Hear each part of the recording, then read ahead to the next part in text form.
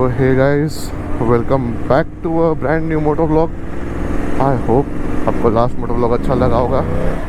And हम वापस हमारी R1 पे बैठ चुके हैं। एंड ये टॉपिक मतलब अभी तक सोच रहा हूँ कि क्या बारे में बनाऊँ। तो ये टॉपिक होगा बाइक के स्पेक्स के बारे में और बाइक को कैसा सिटी में चलाना चाहिए उसके बारे में। एंड बाइक का ओवरऑल लुक आपको एक बार जब मैं खड़ा रहूँगा किधर तो वो साइड पे मैं दिखाता हूँ। तो अभी मैं जा रहा हूँ गाड़ी को फ्यूल अप करने, बिकॉज आई डोंट नो कि गाड़ी में कितना फ्यूल बाकी है अभी तक। क्योंकि R1 में फ्यूल मीटर आता नहीं है, तो वही चक्कर में मुझे पता नहीं कि गाड़ी में अभी कितना फ्यूल है। तो मैं अभी राइड करके आया था, सो आई डोंट नो कि माइलेज भी मेरे को कितना दे रही गाड़ी। तो देखते हैं अभी कितने का फ्यूल बैठता है। मेरे हिसाब से मैं 500-700 का भराऊँगा, देखते हैं। मेरे को क्योंकि सिटी में ज़्यादा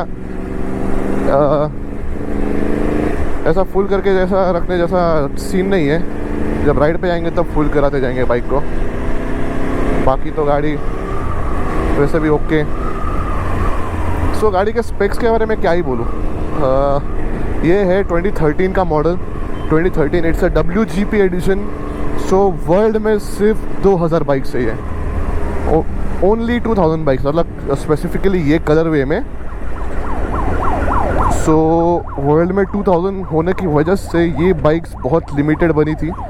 and these bikes are very hard to get, and specially in India, because India में सिर्फ 7 बाइक्स अलॉट हुई थी इन टोटल। एंड उसमें से पहली बाइक नासिक में ही आई थी। इंडिया की पहली बाइक नासिक में आई थी। तो फ्रॉम दैट मोमेंट मेरे को पता नहीं था। यामाहा R1 मेरे को एक बाइक पता थी, बट आई डिडंट नो कि क्रॉस प्लेन कुछ होता है एंड फलाना ने डिमकाना। बहुत चीज़ें इसमें मेरे को सीखने मिली जब से मैं मेरा राइडिंग ग्रुप ज्वाइन कर पाया हूँ। बिकॉज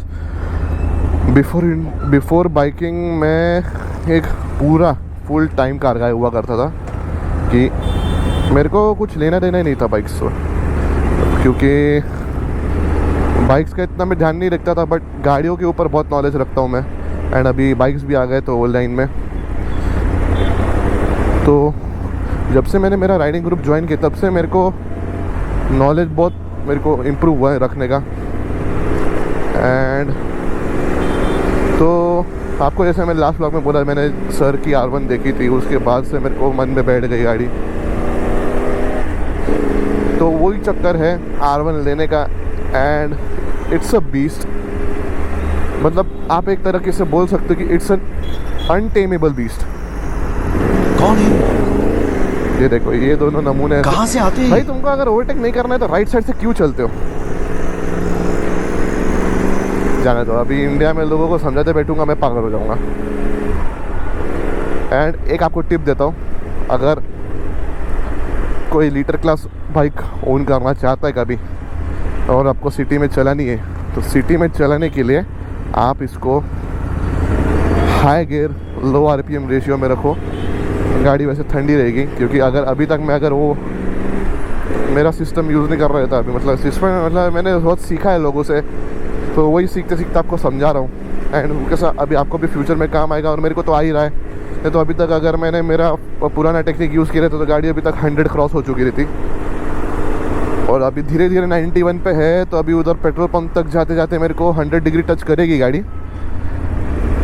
एंड R1 का एक ड्रॉबैक ये है कि मेरे को गाड़ी को ऑन रखना पड़ेगा, या तो उधर जाके बंद करके 10 मिनट मेरे को बैठना पड़ेगा, क्योंकि उसके सिवा मेरे पास भी ऑप्शन नहीं है। अगर बंद तो ऑब्वियसली करनी पड़ेगी पेट्रोल भरते टाइम। देखा, इसमें सिर्फ थ्रॉटल देने की बारी आती है। थ्रॉटल दो and the bike is equal to an rocket.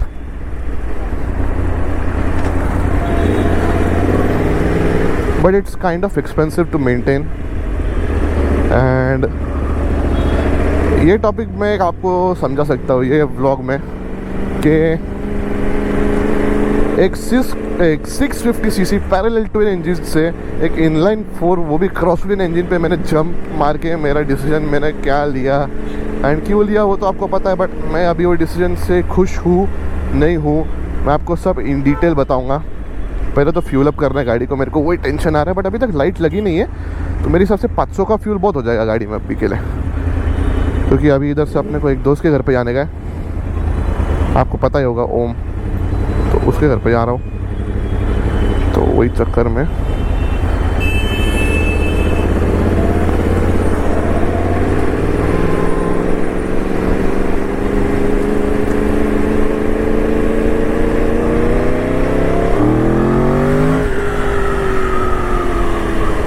हाँ क्रॉस प्लेन का अगर साउंड अंदर आ रहा होगा तो आपको समझ रहा होगा कि मेरे को क्रॉस प्लेन क्यों अच्छा लगा है, बट मेजरली बहुत लोगों को नहीं पसंद आती क्रॉस प्लेन की आवाज़, क्योंकि अपना महाराष्ट्र साइड पे इनलाइन फोर्स का ज़्यादा ये है व्हाट डू यू से फैन बेस देखा जाए तो, एंड क्रॉस प्लेन्स आपको दिखेगी केरला एंड वो साइड पे, जाने दो मैं ऑफ टॉपिक हो रहा हूँ, बट अभी मैं 650 सीसी मतलब parallel twin in the sense मैं अभी इंटरसेप्टर 650 चला रहा था, तो इंटरसेप्टर 650 भी ऐसी कोई मतलब हाई इलेक्ट्रॉनिकली इक्विप बाइक नहीं थी, जैसा आपको पता है रॉयल एनफील्ड्स का भी हाईली इक्विप नहीं रहती है इलेक्ट्रॉनिक्स में, तो मुझे थोड़ा ऐसा इजी लगा विदाउट इलेक्ट्रॉनिक्स आने के लिए, बट पावर फिगर्स एकदम ही अलग है दोनों के, क्योंकि ये गाड़ी है 182 bhp if I am not wrong and interceptor को सब मैंने मॉड्स कर करके इट वाज ओनली 55 bhp, तो for this bike 55 bhp is just nuts, कुछ भी नहीं है इसके लिए, हाँ कि 55 bhp इसके लिए एक बड़ा पावर फिगर है कुछ नहीं, ये बाइक को घंटा फ़र्क पड़ता है 55 bhp। तो अभी एक आपको एग्जांपल दे सकता हूँ कि इंटरसेप्टर की जो टॉप स्पीड है ये 2 गियर में ख़त्म कर देगी गाड़ी को। अब इंटरसेप्टर का मैक्स आउट है 200 एंड इसका पहला ही गियर 161 है, तो सोचो 157 161 अगर आप दे सकते हो एक पहले गियर में, तो फर्स्ट गियर में गाड़ी में कितना थ्रॉटल रिस्पॉन्स होगा। And riding posture from an interceptor 650 it's bit more aggressive, तो वही चीज़ की वजह से मैं आपको बोलता हूँ बहुत अग्रेसिव है, but not that aggressive for me, because मेरी हाइट के लिए मेरे को ये गाड़ी बहुत अच्छे से जम रही है।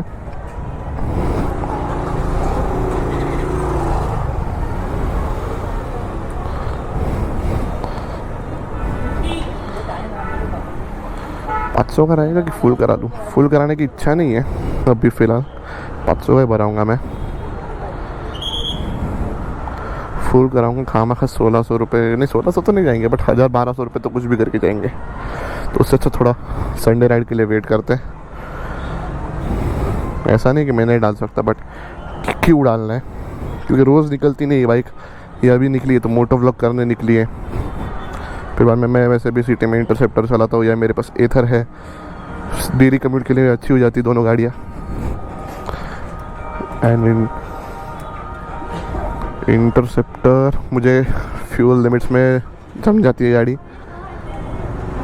यूजुअली, क्योंकि इंटरसेप्टर 1100 रुपीज़ में फुल हो जाती है, और उतना मैंने कभी ज़्यादा टाइम भराया भी नहीं। मेरे जब फ्यूल मेरे गाड़ी में ऑलमोस्ट हर टाइम रहता है इंटरसेप्टर में, तो इंटरसेप्टर कभी भी फुल करता तो 800 रुपये के ऊपर मेरे को नहीं लगता, एंड इसमें पहली बार ही फ्यूल भरा है तो 1600 रुपये का निकल गया, एंड अब तक मैं इसमें 4000 रुपये का फ्यूल डाला चुका हूँ, क्योंकि मेरे को सिटी में एवरेज दे रही 10 और 11 का, 10 और 11 भी बहुत ज़्यादा बोल रहा हूँ मैं, अभी हाईवे से है इसलिए एवरेज थोड़ा ज़्यादा देरी होगी, बट ये बाइक से मैं एक्सपेक्ट भी नहीं कर सकता भाई कि माइलेज दे कुछ दे, तो थोड़ा सा है ना इसको मैं ठंडा होने देता हूँ, तो आपको तब तक मैं गाड़ी का ओवरऑल लुक बता देता हूँ। अभी धीरे धीरे ना ये टेम्परेचर डाउन करेगी, उसके लिए आपको मैं बताता हूँ इसका ओवरऑल लुक। अभी अगर इसके प्रीवियस वाला मॉडल देखोगे तो ये जो DRL इसमें है वो प्रीवियस मॉडल में इसको DRL नहीं थे, एंड 2009 से लेकर 2010 तक ये गाड़ी में क्रूकेड डिज़ाइन आता था एक यहाँ पे, तो क्रूकेड हटा के इन्होंने एक शार्प एजिंग दे दी है उसको, जो लुक को और एनहेंस करती है। मेरे पास फ़ोटो भी रहेगा जो DRL चालू होके बताता भी है, तो आपको फ़ोटो स्क्रीन पे डाल दूँगा।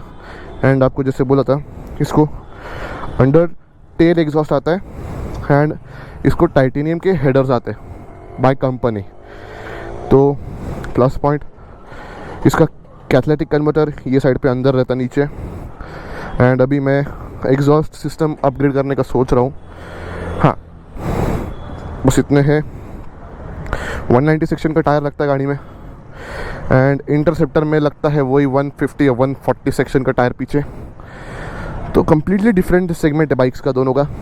तो from a city tourer on a typical sports bike, it's been like almost 7-8 days मेरे को गाड़ी लेके, 7-8 दिन ही हुए। नई गाड़ी ली है मैंने, अभी जस्ट ली है गाड़ी। एंड ये गाड़ी लेके खुश हूँ, बट थोड़ा यूज टू होने में टाइम लगेगा, क्योंकि the power this machine produces is way more than interceptor and I know I can handle that much power, but not yet, क्योंकि मेरे को बहुत सारी चीज़ें सीखनी है बाइक में। एंड ये देखो, जैसे आपको मैं बोल रहा था, लिमिटेड एडिशन। एंड मैंने स्टिकरिंग कराई है moto GP edition and all.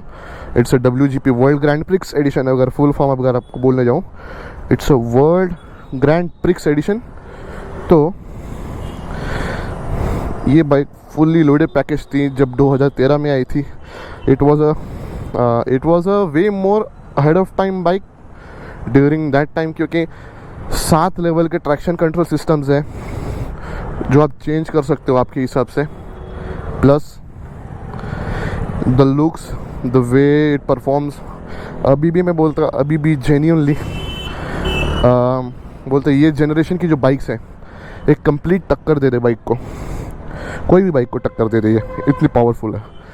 क्योंकि 182 bhp is not a joke. And जितना ये बाइक को चलाने में मेरे को अटेंटिव रहना पड़ता है रोड पे, उतना इंटरसेप्टर के टाइम पे मैं कभी अटेंटिव नहीं था। एंड आई डोंट रिमेंबर कि इंटरसेप्टर को लेके मैं कभी पहले दिन पे नर्वस हुआ था। जब फर्स्ट डे मैंने बाइक चलाई थी मैं बहुत नर्वस था, बट ये 7 दिनों में मैं समझ गया नर्वस होने की कोई बात नहीं है बाइक में। Bike is absolutely insane and मेरे को कंफर्टेबल लगता है, बस इसका क्लच हार्ड है, तो क्लच मेरे को चेक कराना है।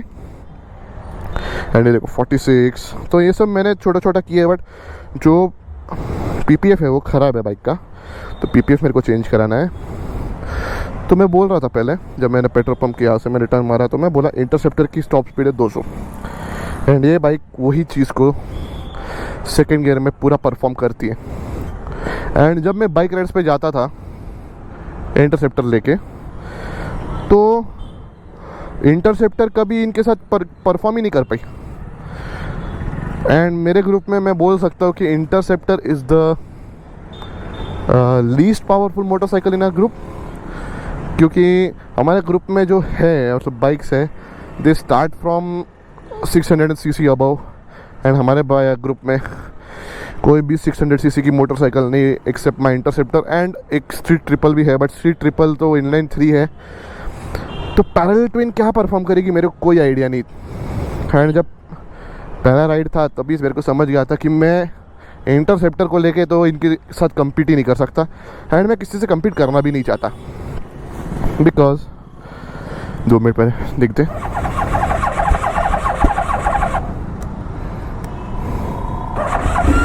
चालू हो गई, गुड थिंग। तो अभी सीधा ओमे किधर चलते हैं, थोड़ी देर गाड़ी उधर बंद होगी, शांत होगी, तो मैं वापस चालू करके जा सकता हूँ। हाँ तो गाइस, ओम के घर से निकल चुके हैं एंड मैं टॉपिक कंटिन्यू करता हूँ कि 650 से 1000 cc पे जाना क्या वर्थ है। वर्थ का तो पता नहीं, but I am enjoying this bike, क्योंकि मेरे को पहले से शौक तो है भाई गाड़ी लेनी, तो मैं इसलिए मैं कंप्लेन नहीं करूँगा गाड़ी के बारे में। एंड जो थे दोनों बाइक्स मैंने लिए इंटरसेप्टर भी है मेरे पास अभी भी, एंड R1 अभी आई है, तो अभी मेरे को कोई टेंशन नहीं है। So I am clear with everything.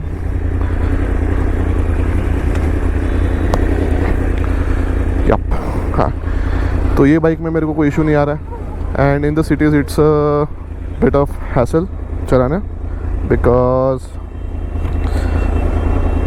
The riding posture for people is a bit aggressive, क्योंकि अगर आपकी आप हाइट में थोड़े शॉर्ट हो तो बाइक ऑफकोर्स आपको थोड़ी एग्रेसिव लगेगी पोस्चर में, but if you are taller like अगर आप 5'8", 5'9" हो हाइट में तो आपको कोई इशू नहीं आना चाहिए, आप कंफर्टेबली चला सकते हो इसको। But if you are shorter than 5'6", then it might be a task for you to ride this kind of a bike. मतलब कोई भी लीटर क्लास, मैं R1 की नहीं बात करूँगा, मैं हर, और इनमें से सबसे एग्रेसिव सिटिंग पोस्चर है वो 10R का है।